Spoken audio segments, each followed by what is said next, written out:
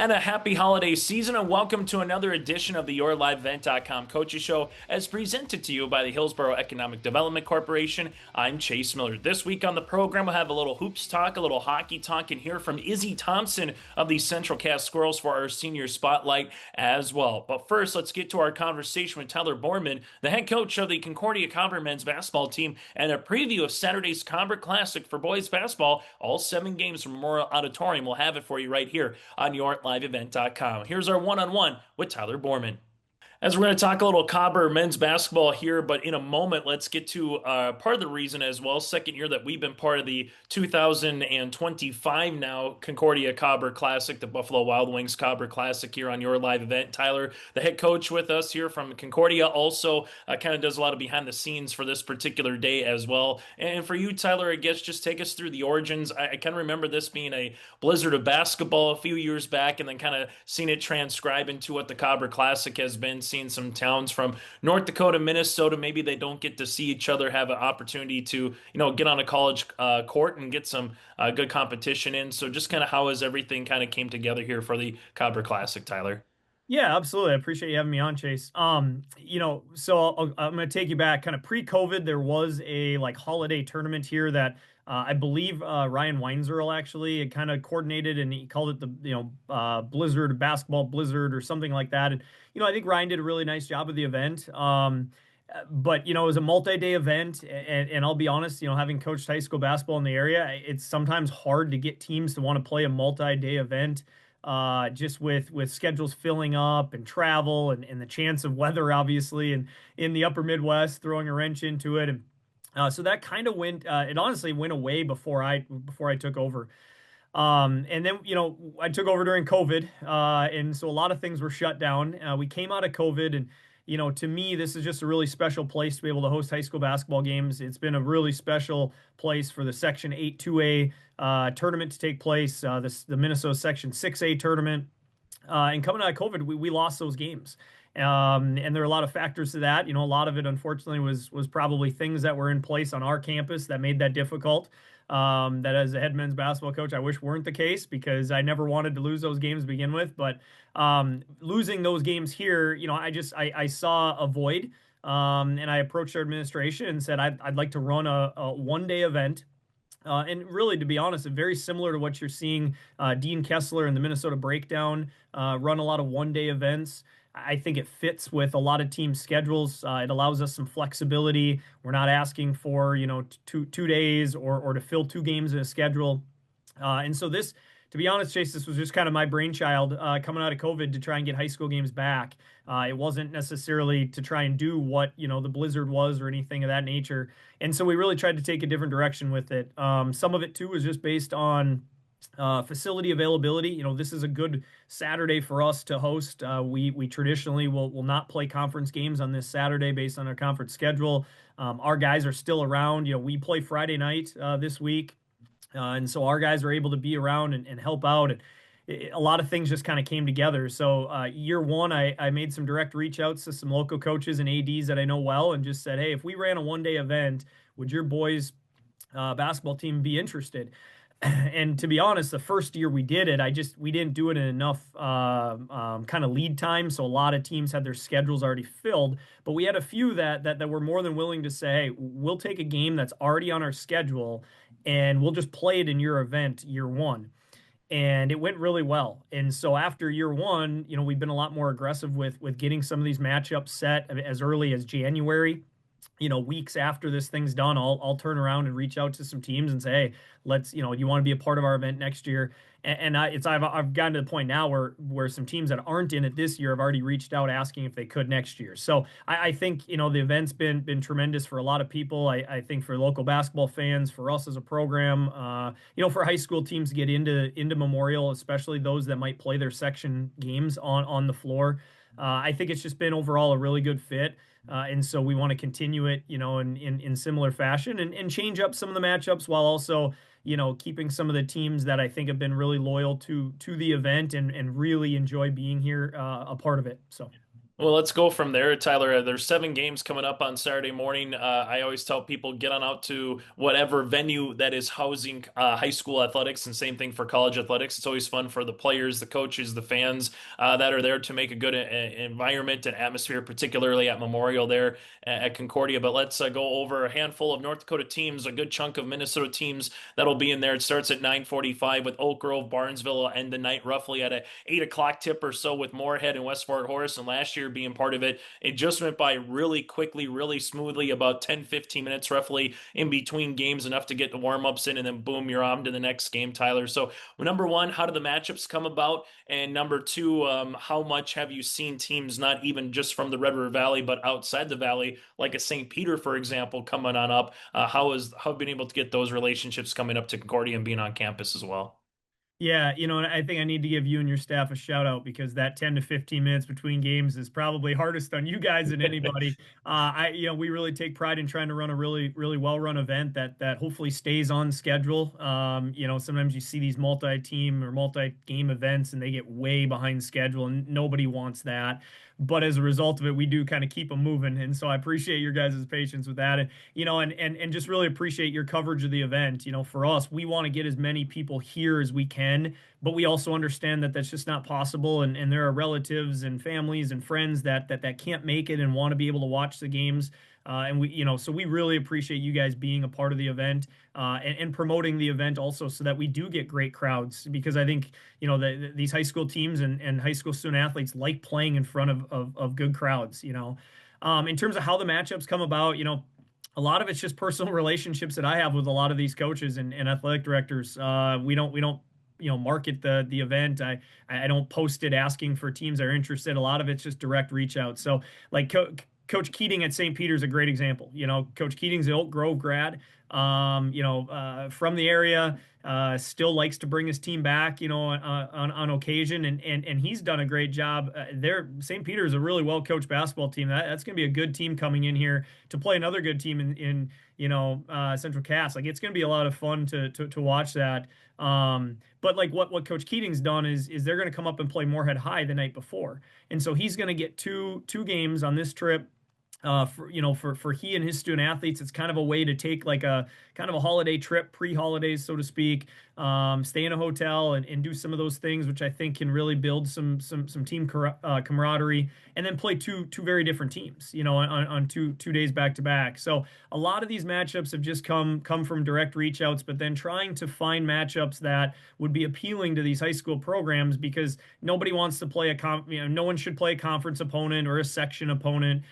For a team like Central Cass to play an out-of-state team, for Oak Grove to be able to also get an out-of-state game. I would love to get a few more North Dakota teams, to be honest. It's just that we run into some of the scheduling restrictions. They just don't get as many games. So maybe this is a little bit of my plug to the North Dakota High School Activities Association, that they should get to play more than 21 games or whatever it is a year. It's a little easier to get the Minnesota teams that can play 26 to be able to really jump into some of these, what I think are really entertaining matchups for fans. So to have some of those cross-border games, I think it's really entertaining, and I also think the coaches enjoy that as well. And particularly from the North Dakota side, for some of them are playing quarters, some are playing halves, so it's a little different style of basketball, a different way to coach a little bit once you get there as well. Tyler, as you well know, with high school and now into the collegiate side of things, I think that makes it fun too, right? You get a chance to play on a college level court, which, as you alluded to, Tyler, when it comes to sections, when it comes to if you're fortunate to make it to state, same thing in North Dakota, a lot of regionals or state tournaments, you get that extra 10 feet to work with. So sometimes it's also nice to get a game or two on a college level court that's a little bit different than what you get on a normal Tuesday, Thursday night, so to speak, at your local high school gym. It is. And then, I'll be honest, I think for some coaches, they like to get here a game early, and maybe they're watching a section opponent play somebody else. And, there's a lot of prep that goes on over the course of a high school season, but nothing beats being able to watch a team live. So if you can sit there and watch a team that you're going to play, a month from now, but then might also run into at section tournament time, play somebody else and see how they defend them, I think that's also valuable. And so, yeah, we're looking forward to a great crowd. I mean, the last couple of years we've had a just tremendous atmosphere. I would encourage anybody that hasn't come and checked out to do so. The ticket price is an all-day admission. So with the purchase of a ticket, you can sit here and watch seven high school basketball games, which I don't think you can beat that. Where can folks find tickets, Tyler? Just simple, just come to the gate. Can they get stuff online? What's the best way to do it for folks that want to get a ticket ahead of schedule or just coming to the event itself? Yeah, so tickets can be purchased ahead of time on our GoFan ticketing website, which should be linked on our athletic website. I'll double check that that's up already and tickets are available. And then at the door, we'll have QR codes. We try and do as much as we can now with kind of electronic ticketing, and so that'll be available. But then, like I said, it's an all-day ticket, so all admittance will get a wristband, which is provided by Buffalo Wild Wings. Also has a coupon to Buffalo Wild Wings on that wristband. So if you visit one of the local Buffalo Wild Wings establishments following the game, I believe it's a 20% off or some type of percentage off of the ticket. We'd appreciate people doing that because B Dubs has been really, really supportive of the event. And so, yeah, it's, either at the gate or in advance. We'd love to have people come out for the event. Tyler, a couple more questions. We'll jump from the high school side to the collegiate side here. 6-2 on the season, really nice start. You got another game coming up with Oak Hills Christian on Friday night for fans that want to check out Cobber men's basketball there at Memorial before the Cobber Classic the next day, and then from there you head down to North Carolina over the holidays here for a couple of games as well. So, just at this point of the season, Tyler, how's everything going from your perspective with that overall record at 6-2 and where the club is this year? With when you look on the roster, a lot of underclassmen, so to speak, this season for Concordia basketball in terms of freshmen and sophomores as well. Yeah, we're kind of a unique squad right now. We've got three seniors that are leading the way, playing a lot of minutes and really carrying a lot of the responsibility on both ends of the floor. But we do have a really young nucleus then that's kind of intertwined with those three seniors and are helping us off the bench a little bit to it's been a good start. I would say this. We just came off of six straight road games and we went 4-2 in that 6 game stretch.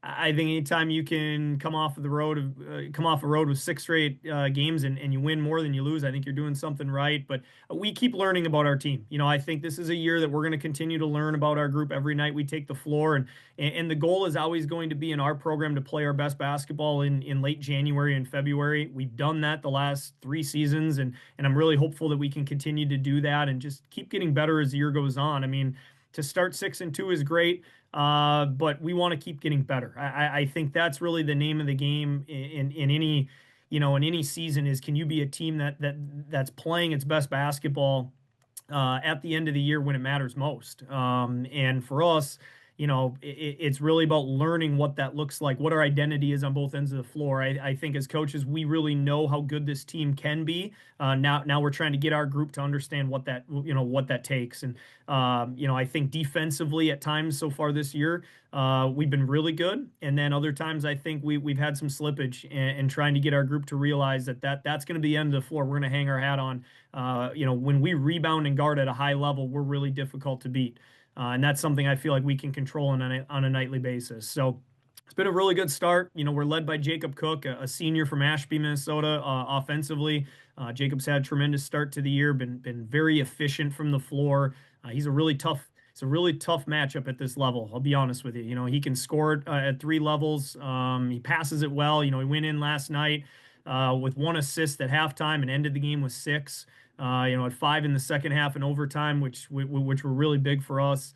And then Jackson Logie's another kid who's been really, really, consistent for us, both scoring it, but also on the glass. He had another double-double last night. I believe it was his 3rd or 4th double-double in the first 8 games of the year.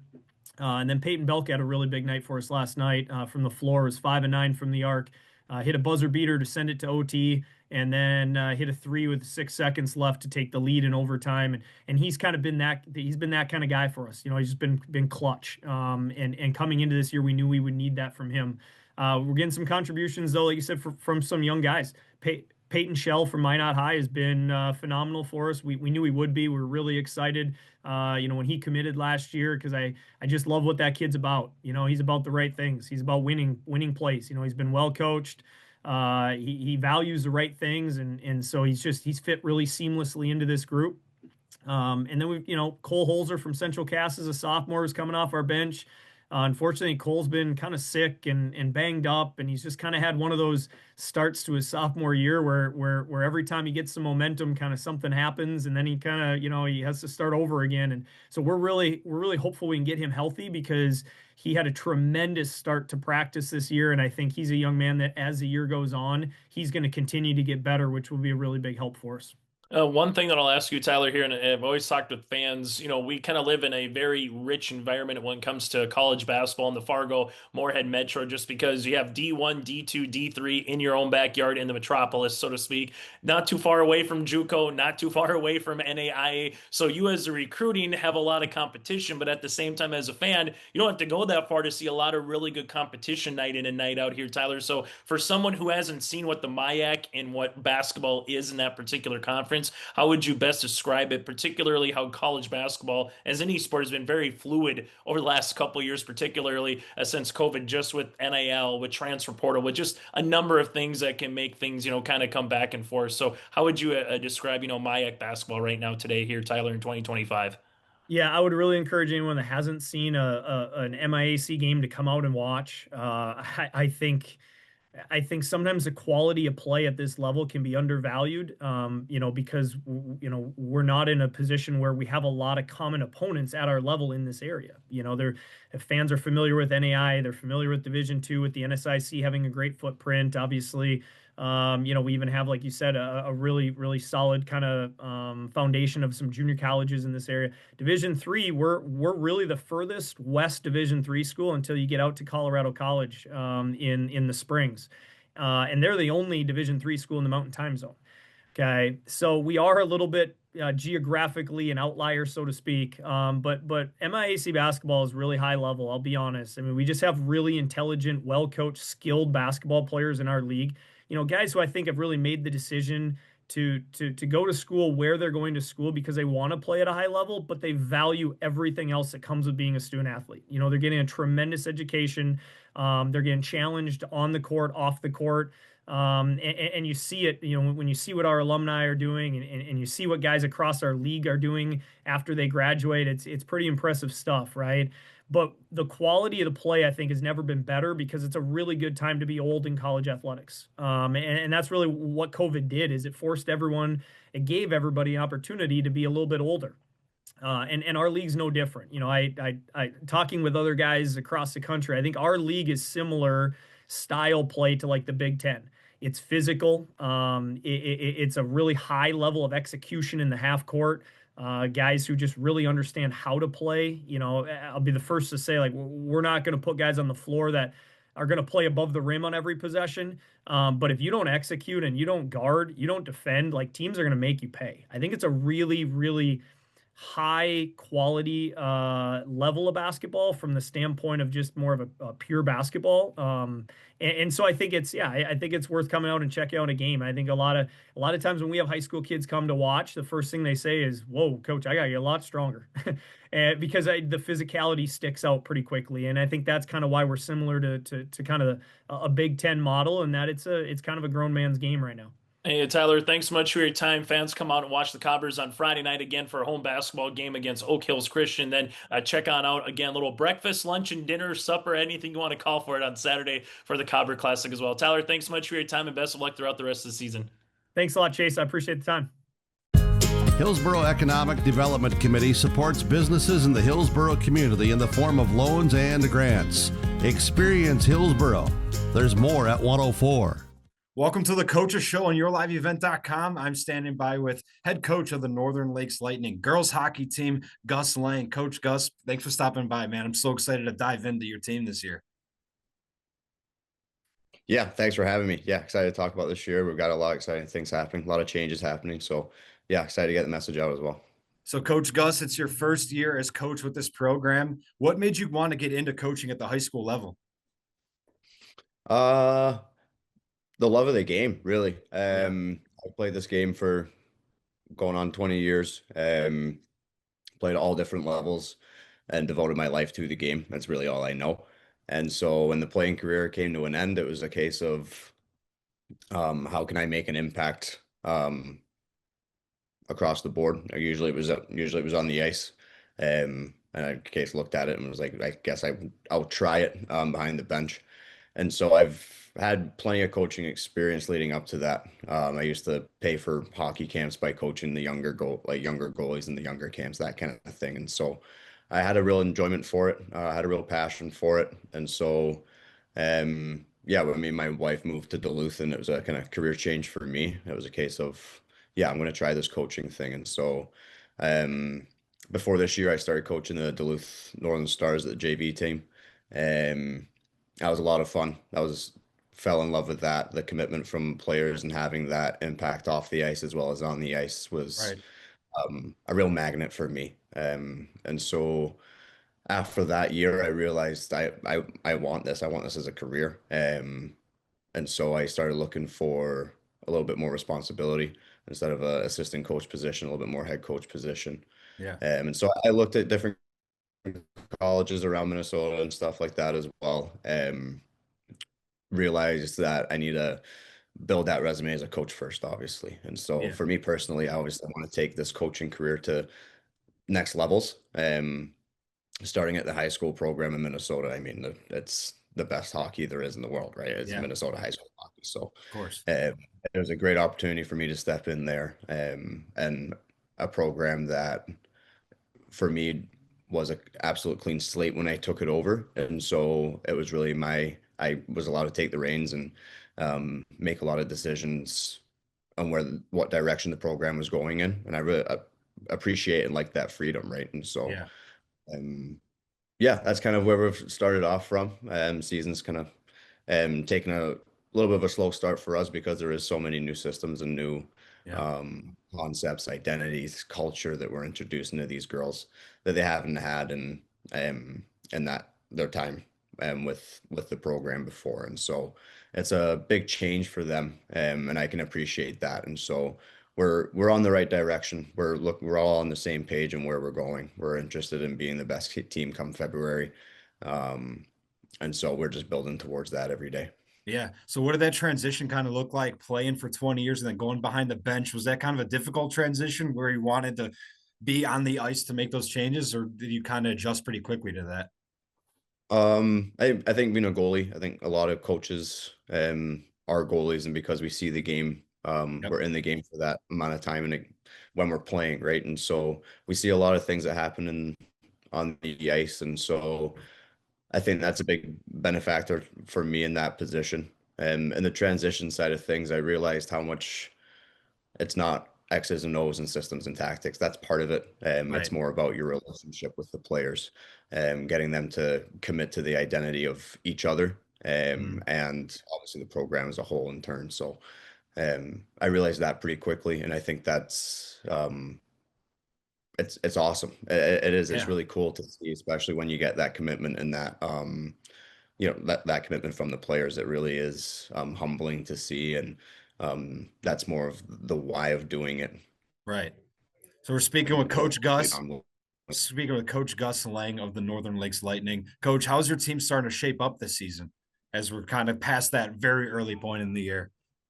Yeah, so we're hitting that kind of halfway point, right? And so um beginning of the year, I basically have a 6 stages for the girls. We're moving into the end of stage 3 right now. And so we're definitely building towards that mentality of we're building towards playoffs. We're building this team to be the best team come February, not necessarily right now. Obviously, we want to compete. We want that effort and instillment every single game, that desperation that comes with being a competitor. But we're building towards the bigger goal here. And this program's never been in the state tournament. They've lost out in the section finals the last 2 years. And so they're right there. Yeah. And they're hungry for it. They just need that extra little push. And so that's what we're building towards. Love it. So you went into your first game of the season. Now you're a few more games in. What parts of your team's game have you seen the most in that first game and now towards this halfway point? The biggest improvement for me is our ability to control the game. Yeah. I think that when you play in a hockey game, you're either playing against the other team or you're making the other team play against you. Mm. And we really want that identity of, hey, you're chasing us in this game. Like we're in control, whether we have the puck or not, and we're in complete control of what they're doing with the puck. And then obviously when we have it, then Yeah. we're creating offense.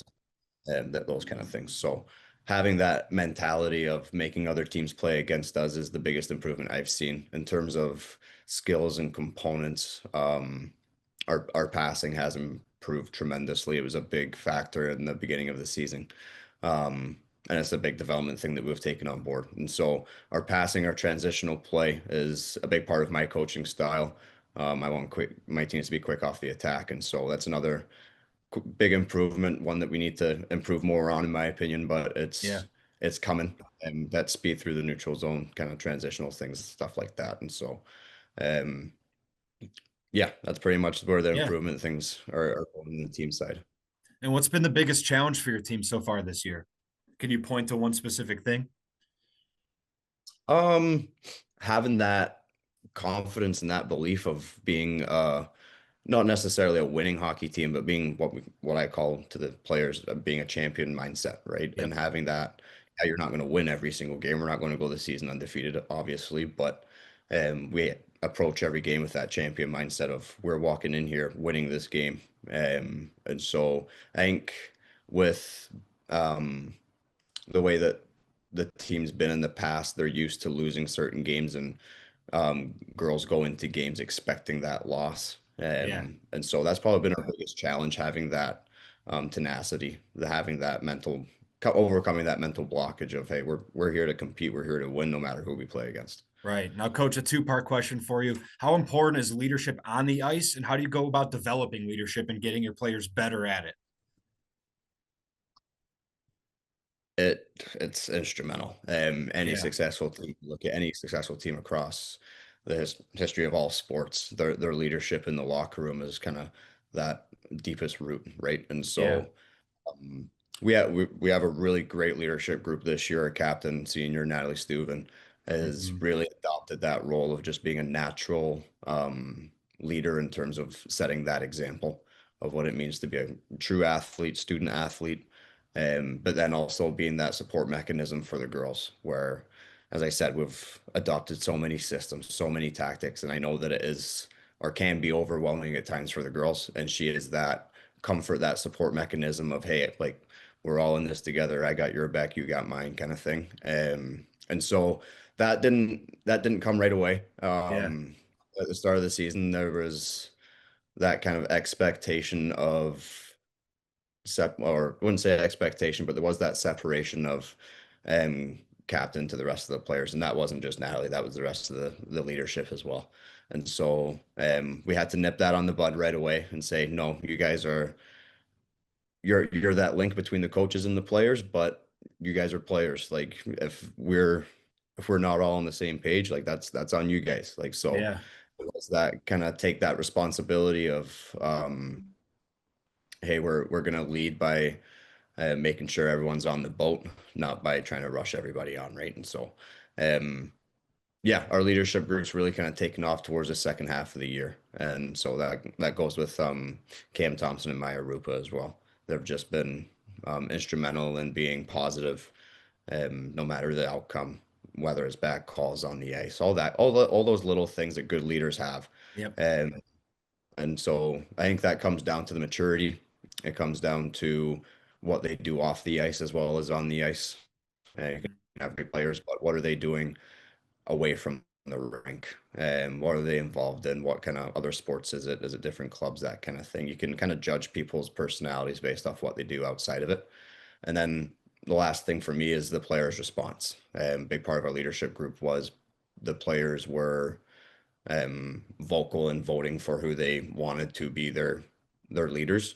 It wasn't the defining factor of being the captain, but I took it into serious consideration, right? Because they're the ones that they're going to have to look to and listen to and all that, those kind of things. So that's probably the last thing is how do you get that response, and is it a positive response from your followers? Yeah. So looking at what's coming for your team, is there a specific game that's jumping out to you that you have circled on the calendar that you're really looking forward to? Really, me personally, I'm looking forward to the Duluth Northern Stars game. That's our second to last game of the year. That's here in Duluth.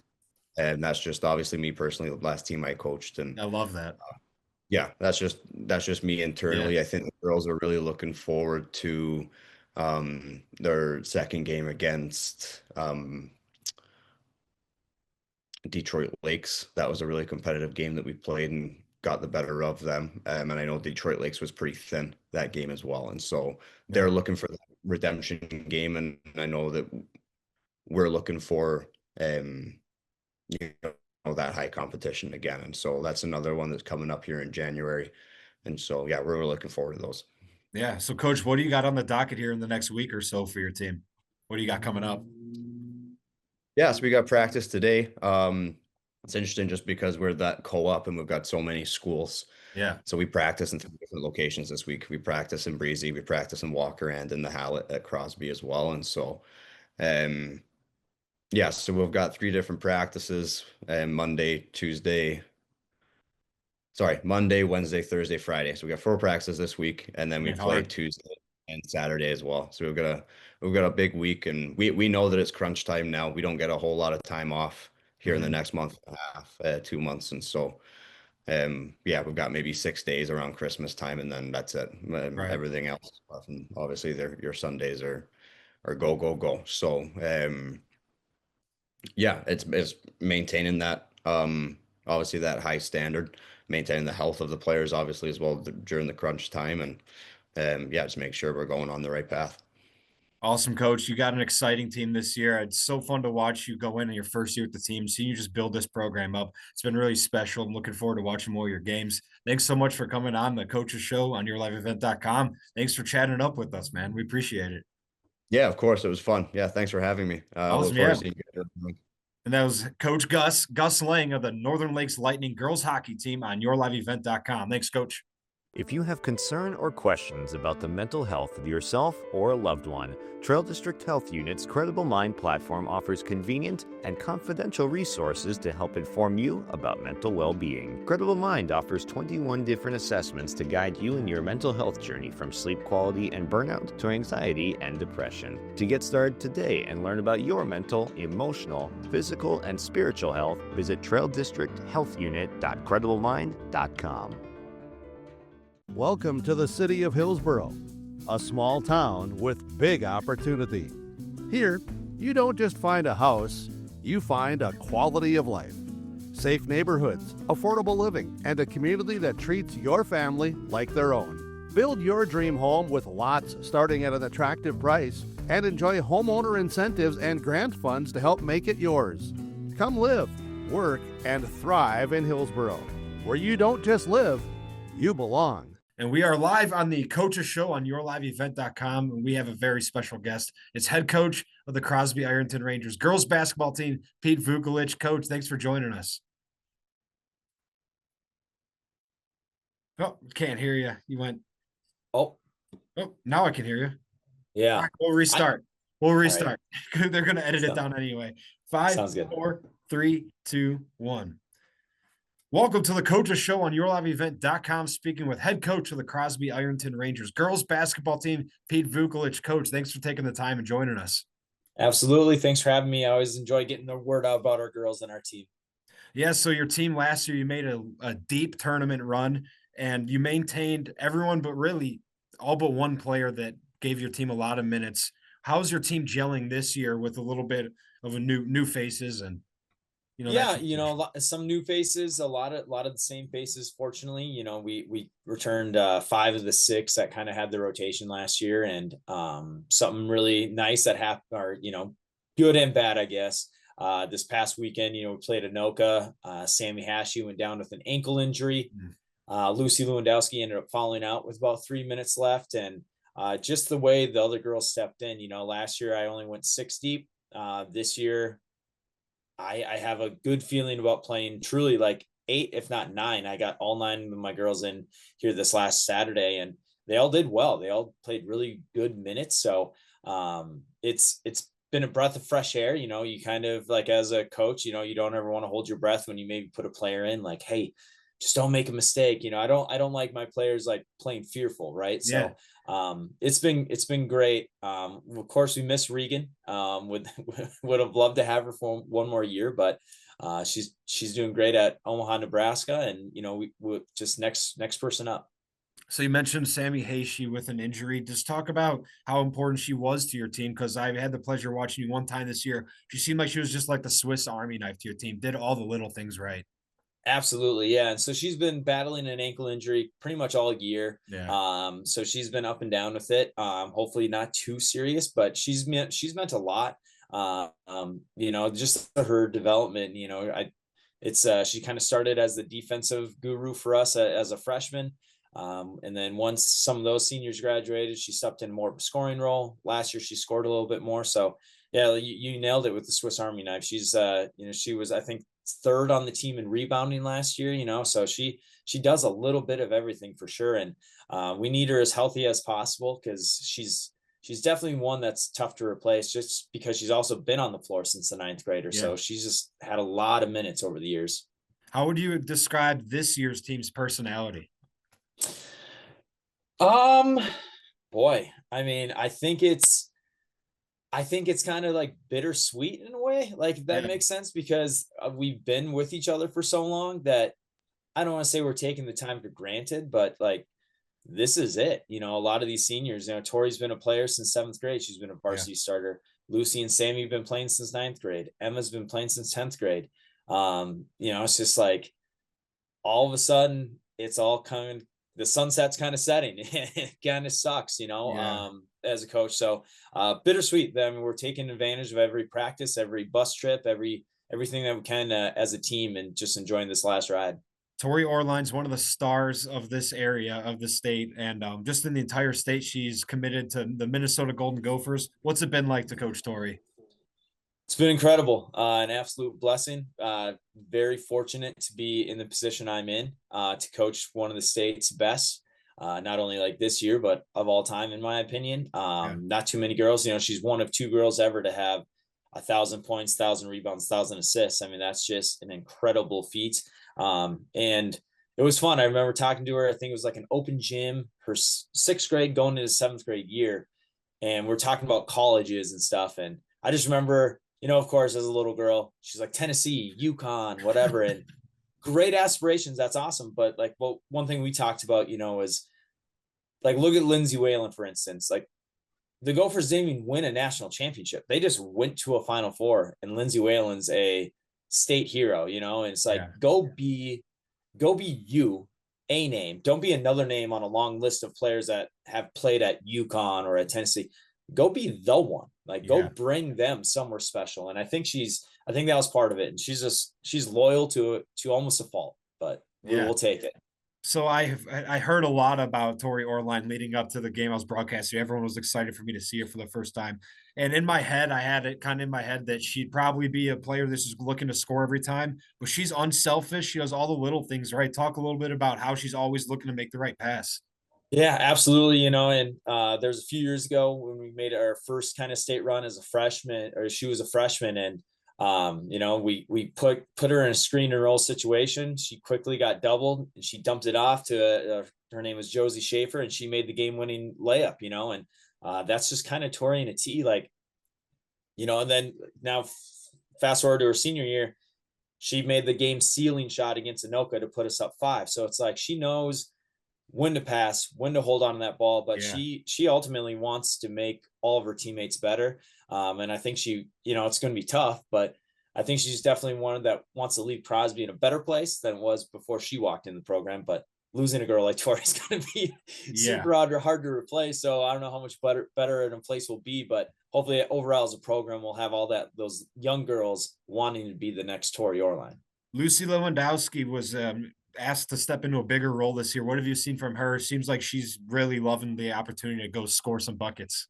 Absolutely. Yeah. So Lucy's always been kind of like, so her sophomore and junior year, she's floated around that like 9.5 point mark as far as scoring. Also she's just been one of those girls that she'll have 13 rebounds and 8 points, and then she'll have 15 points and 7 rebounds. She's always like flirting with that double. And this year she's been a little more prominent. She's the first one to ask, like, what do you need from me tonight? Luce, we need more boards. Or Luce, hey, we need 15 out of you tonight. Like, however you can get that, whether it's offensive rebounds, putting it back in, this is what we need from you. So she's really stepped up this year. I think it was kind of one of those things where I don't want to say she's been in the shadows, of, Tori and Sammy. And then last year Regan came in. So she went from potentially being that second, third option to now she was the fourth option. Yeah. She's taken it and ran with it. And I think she's ready to really make an impact this year and kind of be that, if not second option, for sure third option. Yeah. We're speaking with Pete Vukelich, head coach of the Crosby-Ironton girls basketball team. Coach, what other players have stepped up this season for you? So I think, a good senior that stepped up. She put a lot of gym time in was Riley Bartles. She's had a great last couple games for us. And also Levy Katzenberger. She's a junior. She made a huge leap this year. Had an unbelievable summer. It was one of those things where she was apologizing to us if she couldn't make something in the summer. It's like, hey, it's the summer. Like, you've been at everything, So she's made a great strides, and just all of our bench, Emma Siljan, another senior that was a starter all last year. She has a lot of varsity experience. Kind of waiting for Veronica Millsop to kind of break through. She's a junior, and she's always won. And I mean this in the best way possible. She takes every sport she plays super serious. So when she was in volleyball, she is 100% volleyball, which is great. I like these multi-sport athletes. So once she gets going too, Veronica, great things are going to happen. So I love our bench this year, and I'm in a great situation where I can play 9, and some girls might get like, hey, my minutes are down. Yeah, but once these seniors go, I got to get these juniors and sophomores ready, so there's not that huge drop off after this crew leaves. So really hats off to everyone that's taking the floor for me. What's on the docket for the next week, Coach? What's coming up for your Rangers? Oh, kind of the gauntlet, as we call it. So we got Pillager. We're recording Tuesday, so we got Pillager tonight, and then we go crazy. The next 4 games, we go to Maple Grove. So we're playing down there, and then we go opposite. We go north of the state up to Rock Ridge, like in Virginia, 3A school. So 4A, 3A. Then we go back down to the cities on Monday. We play Rosemount.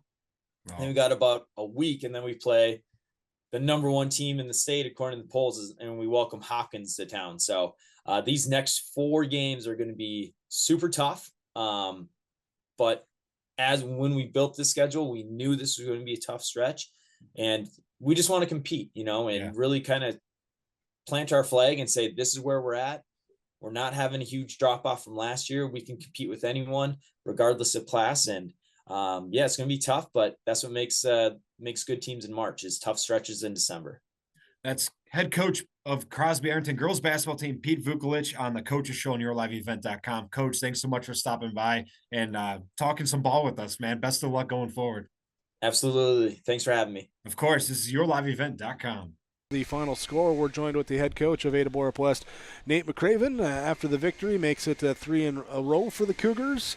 And this one here, coming out, some guys doing some heavy lifting there, a couple guys putting the ball in the bucket early on for you.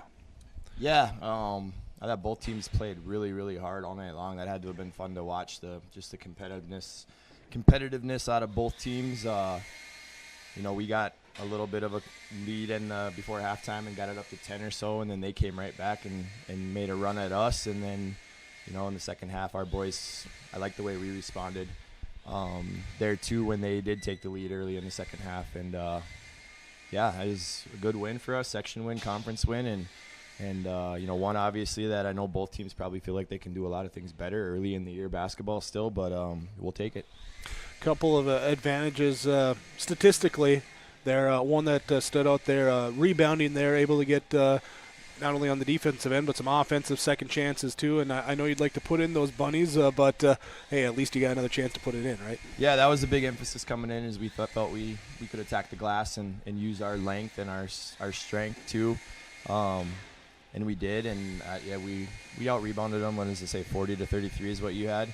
And then if you take away giving up 4 offensive rebounds on their very first possession and some of those, like we gave up offensive rebounds in bunches as well too. So if we take away some of those, then the margin's a little bit more. But obviously that's something that got us a lead in the first half, I feel like, because we were kind of really all night, I thought, disjointed on offense. And just, I think I told Coach Egan and a couple other people walking out, I think both teams set a high school record for most dribbles taken in a game tonight.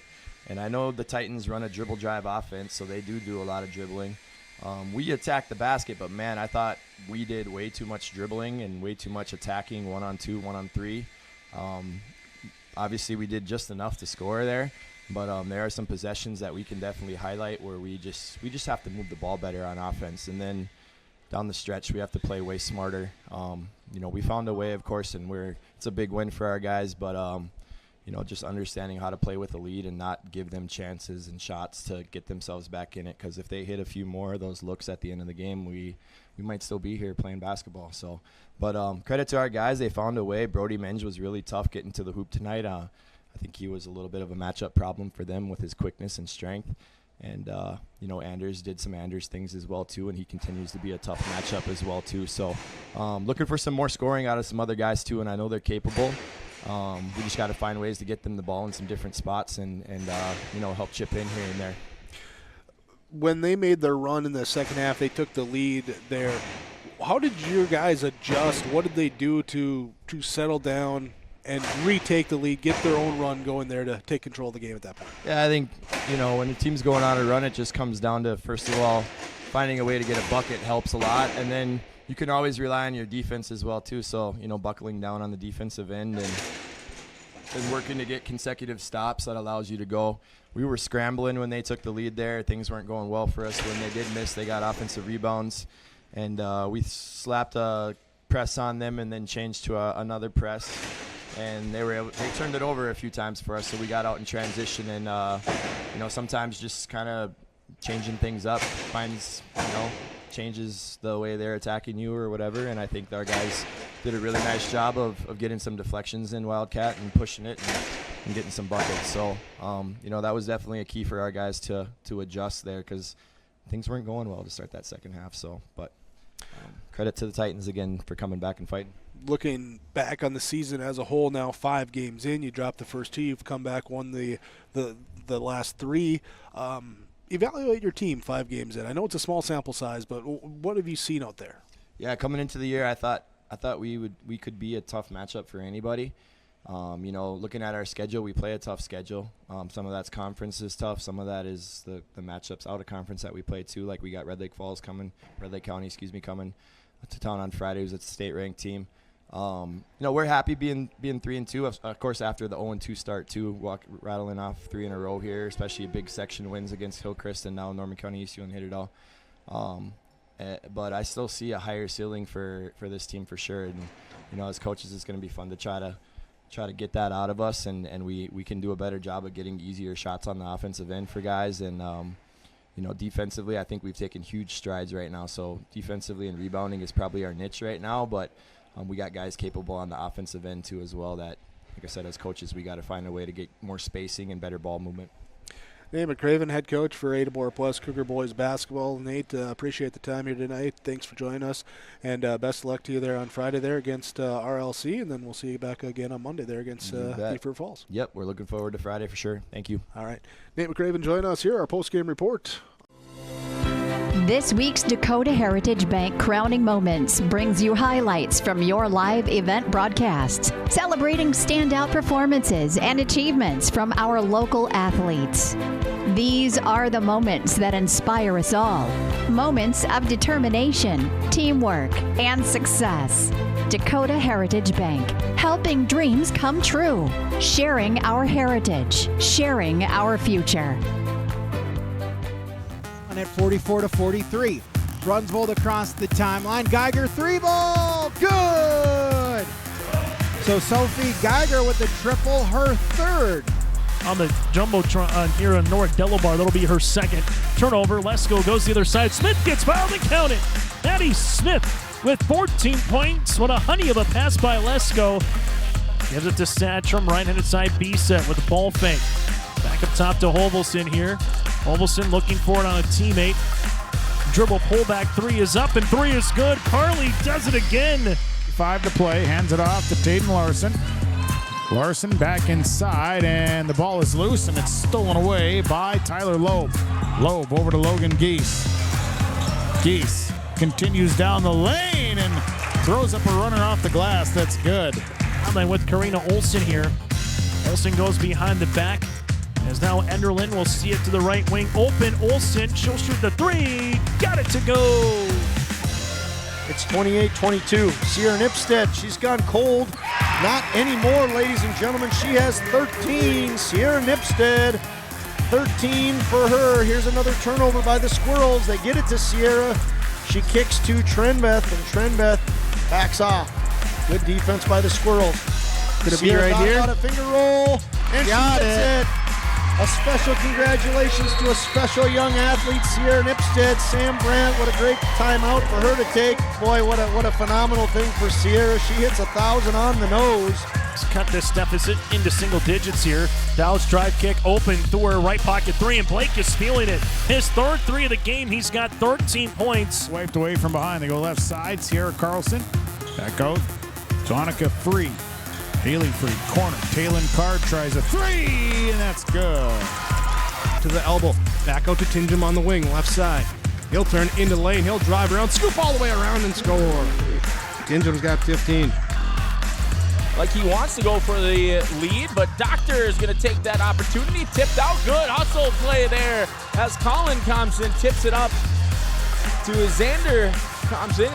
Trance and the Highlanders trying to get up by double digits here as they give it to Burchell. Burchell with the left hand, and she is simply unstoppable. Senior older brother there, Colin Thompson, doing a great job keeping possessions alive as Madsen, another floater, this time off the mark, gets his own miss. Gets that one to go, and he's got an and one. Matchup zone as they go to the baseline now to Qual. Bounce pass inside Inger up top. Cordero right to the key. Three-pointer. Yes, sir. Cordero, how do you do? Pushing it back is Ellie Hoffman. Here's Spickler now. Spickler left wing. Puts up a shot off the glass and in at the buzzer for Caden Spickler. Brooklyn across midcourt for Kinley Corinna. Entry pass falls through, yes! And Easton Holland with the rebound. Holland looking to go the other way, lost it. Peterson baseline, kick out, work it around. Three ball, Zemer, good. He's got the first 5 points for the Squirrels. Getting late in the first quarter. Nylander right-handed side to Huzar. Huzar takes the dribble. They go underneath the screen, so she'll shoot. She's got some range, and she buries another one. Huzar scrapes the ceiling. It's 11-9.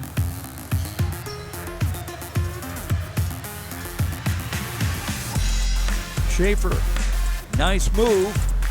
Dumps it off, and a basket for Brody Berg. Into Coolmo, in trouble, back out. Gilbertson spins, floater, good. Jack Gilbertson, that's a nice start to the fourth quarter. 8 seconds on the shot clock. Nora Delabar going to drive, bounce pass. Lesko with 5. Lesko with 3, gets a shot up and in for 2.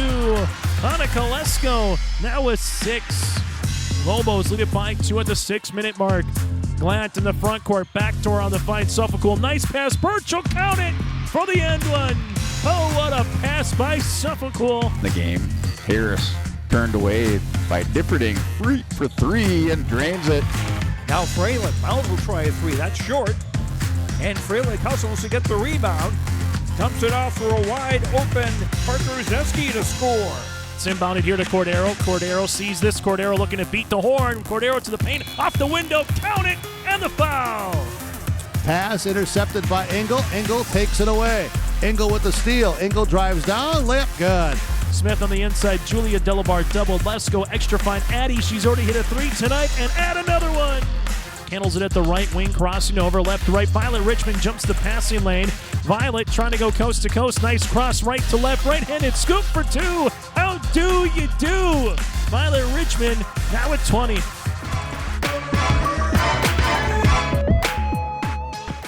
Don't be fooled by that beat-up old cap. Its faded crown represents the tireless work of America's farmers and ranchers. Its sturdy brim, their dedication to providing our nation with a safe, affordable food source. So we'd like to tip our hat to them. Farmers Union Insurance, protecting those that protect America's food source. Visit with Ryan Opdahl, your local Farmers Union Insurance agent in Hillsborough. Hi, I'm TJ Yoshi here at Marvin headquarters in Warroad, Minnesota. Let's check it out. Warroad is a small town way of life right on Lake of the Woods. some of the best fishing in the world. I think what makes us so unique here is within 15 minutes of me leaving work, I can be out on the lake, I can be on the golf course, I can be on the bike path, I can be out in the Beltrami Island State Forest. Just a fantastic way to grow up and to live life. As we continue here on the YLE Coaches Show, time to talk Minnesota boys high school hockey and talk with Warroad, the boys hockey coach, Jay Hardwick. Good to see you again, Coach. Yes, thanks for having me. Yep, absolutely. Win over section opponent on Tuesday, Thief River Falls. You shut them out, and yeah, normally you'd be happy with that. You'd think you're always happy with a win. I know that much, but you were up 4-0 after one, and things kind of stabilized, so to speak, after that first period. Yeah, it was even after the first period. We were up 4-0, but I honestly think that we weren't that good. That you can kind of tell when you're running on all cylinders, and then when you're kind of just okay. And then we were okay, and we're up 4-0, and then I think we kind of put it in cruise control a little bit after that, and maybe got away from some of the things that we want to do all the time. But no, like you said, it was good to come out there with a win, and a lot of times I think it's more mental than anything. You get up on a team and then you think it's going to be easy and we can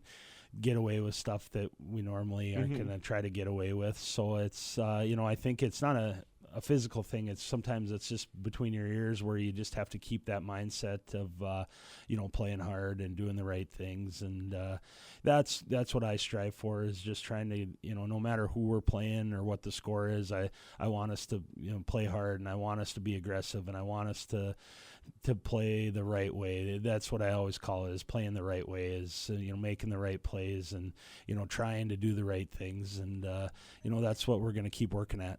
Yeah. To maybe reiterate what you got going on.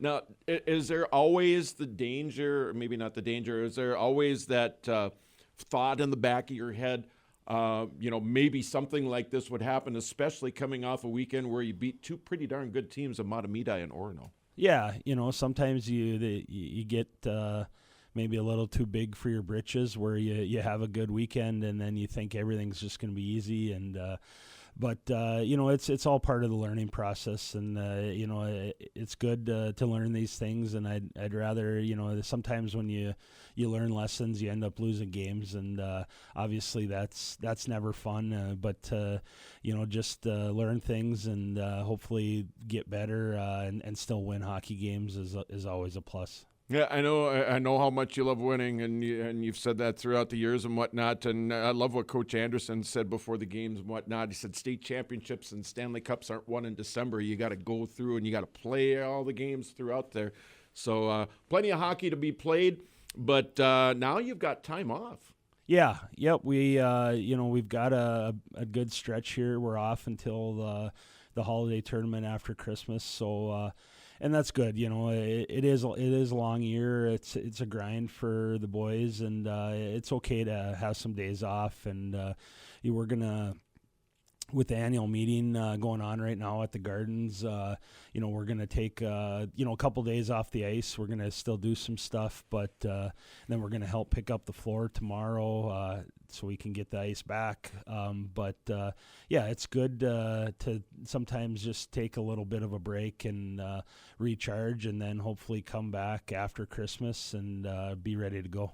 As far as Warrior hockey, sir, is there such a thing as too long of a break? Because it's the 17th of December and you're not playing until the 29th. That's 12 days. Yeah, it makes me nervous sometimes, but I think everyone goes through it. I was talking with one of the Thief River coaches before the game last night, and they have a bunch of games right now, and then they have a similar break to ours. I think right after Christmas. So it's just one of those things that you deal with, and like I said, it's not always so bad to have a little bit of a break. Especially if guys have some bumps and bruises and need that rest, and then obviously around Christmas and the holidays, we'll take some days days off and, let the kids, spend time with their families and, do those things. And like I said, hopefully it gives us, a little bit of rest and relaxation. And then we hit the holiday tournament running and then go right into the new year. And then it's going to be, go. So, yeah, exactly. Talking with Warroad Boys High School hockey coach Jay Hardwick here on the YLE Coaches Show. Let's talk about the tournament.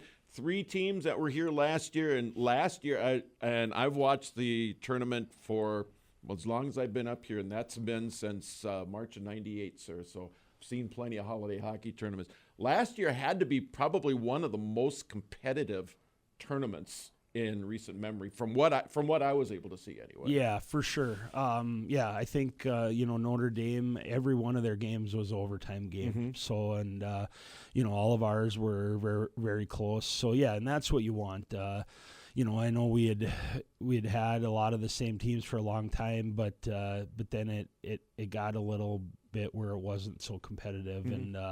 And so we made some changes, and both the Grand Forks teams are always very good. And Notre Dame came in last year, and we weren't really sure what to expect. Coming from Connecticut, we didn't know what kind of hockey they were going to play or how competitive they were, but they were a very good hockey team, and they fit right in and very competitive. And I know right away last year they wanted to come back because of the hockey that they did see here. Yeah, and I don't know if he's coming back this year or not, or what. Super impressed with their goalie last year. My goodness. Yes, he played very well, and I haven't looked either to see who returns from their team last year. Being out there with a private school, maybe there's a little bit more movement than other places. But whoever they do bring, I'm sure is going to be they're going to be competitive, and I know last year it was kind of a bad taste in their mouth where they lost 3 very close games, and I'm sure they're going to come back wanting to win this year. What do you know about the Grand Forks schools this year? Not a whole lot, but they're going to be good. They're I know they've both played East Grand Forks already, and East Grand Forks beat them both, but they were very close games. And I think just with the number of kids and those programs in Grand Forks that they have, those 2 teams are always going to be 2 of the, if not the best, 2 of the very best in North Dakota. Yeah, those 2 teams. Well, any team that comes up to the holiday tournament, they want to win, and they want to be, they want to, have bragging rights for the year. Say, hey, you know what? We won the Warroad holiday tournament, and the Grand Forks schools are no exception. Right. Yep, and they're all the same thing. They're always looking for competitive, good hockey games, and I think that's why they keep coming, is because that's what we hopefully can give them every year.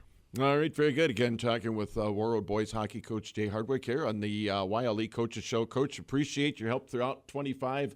Looking forward to catching up with you on the other side of Christmas and the Hockeytown Holiday Classic. Have a great one, and we'll talk to you soon, okay? All right, thank you. All right, that's Warroad head coach Jay Hardwick, and it's been our interview on the YLE Coaches Show. Live, work, and play here in Hillsborough, North Dakota. The Hillsborough Economic Development Committee can assist you with information and support for business and housing. Experience Hillsborough. More at 104. Hey, welcome back to the Coach's Corner. Our final guest this evening is Andrew Floyd, Bagley Fosston hockey coach, as the Flyers coming off a win last night over Kitson County Central. And Andrew, a couple of close losses, but you're back on the winning track now, and always nice to post a shutout like you guys did last night.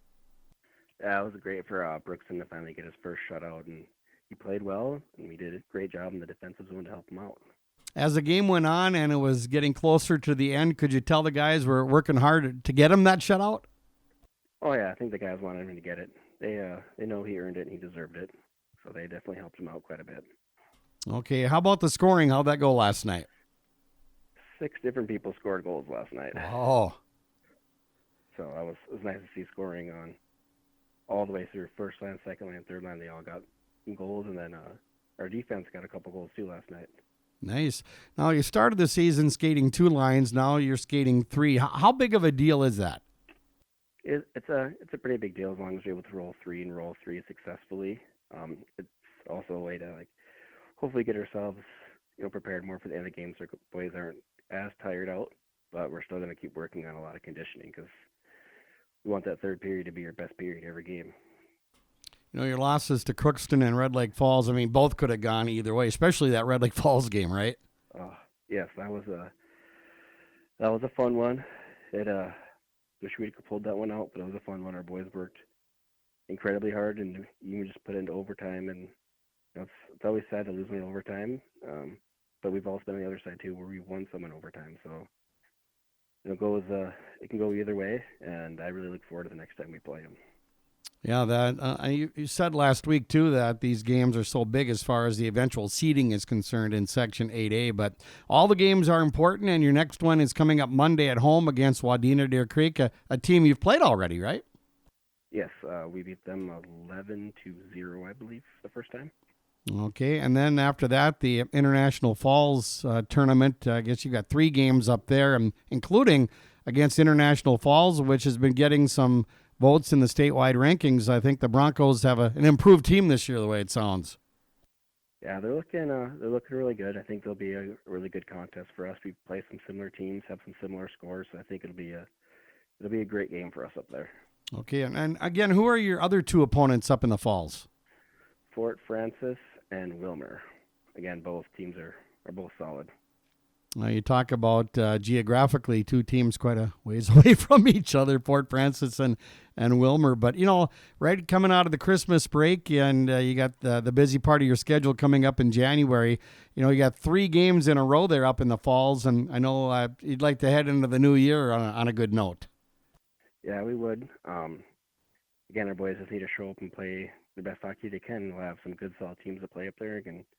And last year we didn't come out with any wins last year in the tournament. We played everybody pretty close. But this year I'm really hoping we can have a little more success. Okay. Is the team staying healthy for the most part? Yeah, we've been pretty healthy. I mean, obviously you get a couple of bumps and bruises here and there, but so far, knock on wood, we've been pretty healthy so far. Getting back for a moment to the Kitson County Central game last night, did you guys get off to a pretty quick start? Yeah. I think we scored 3 in the first, which was nice, as we've been having a little struggling a little bit in the first period this year, but last night it was nice to finally bump out 3 goals in that first period and get things rolling. Yeah, you might have some struggles in the first period, but Matt, you've been finishing strong, and that's awfully nice. Yes, we've been finishing strong. We've been having a really great second period this year, and we've been doing. The last night I think we had 4 penalties, but overall we've been doing pretty good on staying out of the box this year, which has been helping us a great deal, staying out of the box. You and I, our very first conversation this year, we talked about that because that was a problem last year, staying out of the penalty box, and that discipline. Sometimes you get caught up in the moment or whatever, but that's a good thing to cut down on those penalties. Oh, yeah, it's been helping us out a lot, and some teams are getting frustrated with us, and then we get the power play. I think we scored 2 goals in the power play again last night. I think we're at 36% on the power play this year, which is pretty good. We've been working on it a lot. I really want to have a solid power play, and our penalty kills also been doing really good too. Yeah, 36%, man, that's awesome. And then, like you said, the penalty kill's been pretty good too. So those are 2 key components to being successful. Well, we'll look forward to having your game Monday on the radio against Wadena Deer Creek from the arena there in Bagley. And thanks again for joining us here on the Coach's Corner. And enjoy the rest of your evening. And we'll see you Monday.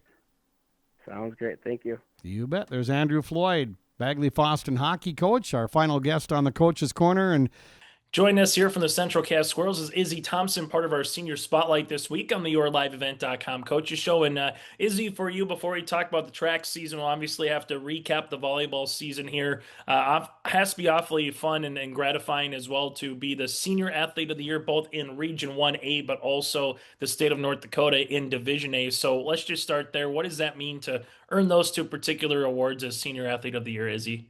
Yeah, it's definitely rewarding, played volleyball my entire life, and I couldn't have done it without all the support behind my back. My parents, all my best friends on the team, my coaches, the whole club side of the volleyball stories too. So, it's very rewarding and it feels really good. To be also senior athlete, but see your coach and Dana Stansberry be coach of the year, how sweet was that to have your fellow coach also get some individual recognition? Yeah, it was pretty awesome. She's a great coach. We love her, and she's kind of had a rough go around. So seeing that and me also being senior athlete, it just felt really good. There's a couple of things to take from it. You win 2 games at a state tournament. Obviously, you finished in the top 3, a 30-win season. What do you kind of just take now, a couple weeks removed, Izzy, from what you guys accomplished as a team on the court this season? Yeah, I think definitely like not being projected to go to state or like one of the top 2 teams in our region. It was definitely a privilege to be there, and coming out on top in the region, we kind of went into like a high on the state tournament. So finishing 3rd feels really good. It would have been awesome if it was the state championship, but still just finishing 3rd and like it feels great, especially for all of us seniors. Able to go back through your sports memories, and still some more obviously to be made this year for you, Izzy, but what's 1 or 2 sports memories that come to mind in any particular avenue or sport that really kind of stands out, so to speak, for you as 1A? Yeah, I think volleyball specifically is all the times in the hotel with like all of our friends. We all hang out. We're all super close. I'm sure you've heard that multiple times this season, but just all the hangouts, all the bus rides, and our coaches are like also some of our best friends. So it makes it really fun when we can all be together. And then I think in track, probably every state meet. The state meet is so fun. It's also like the track is also one big whole family. So it's super fun to just be surrounded with people that you enjoy being around and doing what you love. Yeah, going to that track and field meet, if no one's ever been to a state meet before, Izzy, what's the best way to describe it if someone's only been to like a regional or maybe even just their own, school meet throughout the year? What is a state meet kind of feel like for you as a competitor? Yeah. I think definitely like surreal and energetic. There's so many athletes, and like getting the privilege to be at the state meet obviously means you're a good athlete, and so being surrounded by so many good athletes it's really cool. It's really fun to compete there. As we go from here, just take us through what your plans are as of this moment, or what you hope to be studying kind of coming up at this time next year, Izzy. Yeah, studying business and accounting is my plan right now. Not really sure where, but definitely going to pick my college based on the schooling, and then if athletics follow, we'll see. As we go from here, just take us through, if someone's 14 years old or wanting to have an opportunity like yourself to be on a team that makes it to a state volleyball tournament or has an opportunity to perform well in track and field, Izzy, what would be some words of advice that you'd like to pass down for the next, group of athletes that are coming up through the system? Yeah, definitely work hard, and like when it gets challenging, use that challenge as fuel.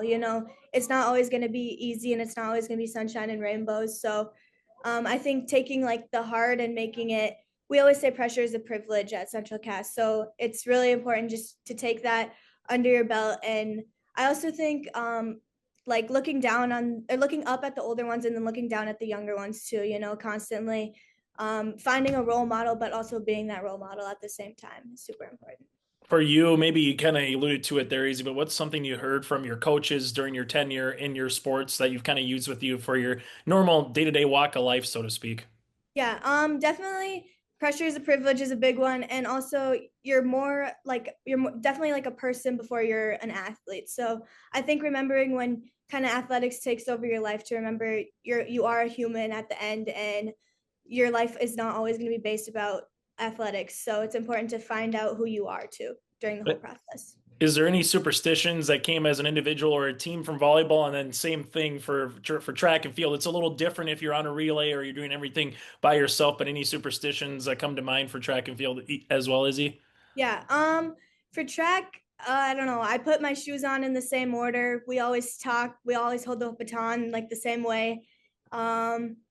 But that's really it. We have a couple sayings. Me and my best friend live in track. We always say, don't try, just fly. So just taking that. And then in volleyball, I think,